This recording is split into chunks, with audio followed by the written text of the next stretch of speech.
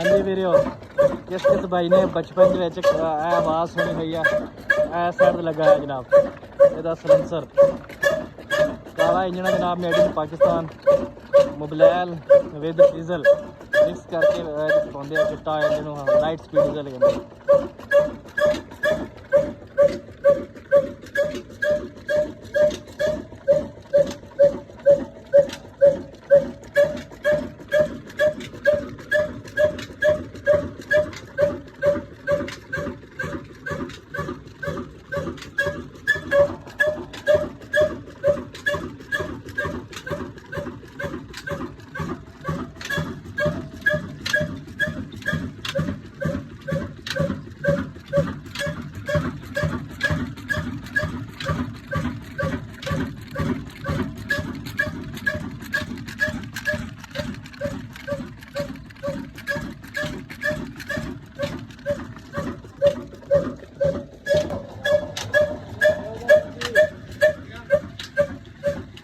Video अच्छी लगे तो कमेंट में अपनी राय का इजहार लाजमी करना है लाइक वीडियो लाजमी कर दो तो चैनल को सबसक्राइब तो फॉलो लाजमी कर लो।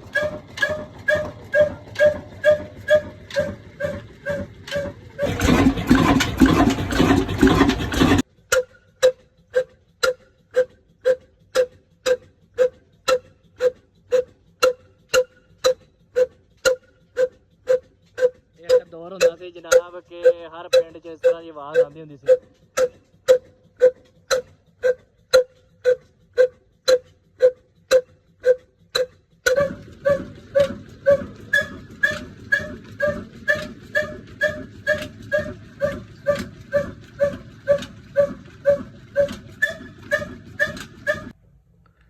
हाँ जी किद्दां दी लगी वीडियो कमेंट बॉक्स लाजमी दस्सियो ते चैनल को सबसक्राइब करना ते फेसबुक ते फॉलो करना ना भुल्लियो।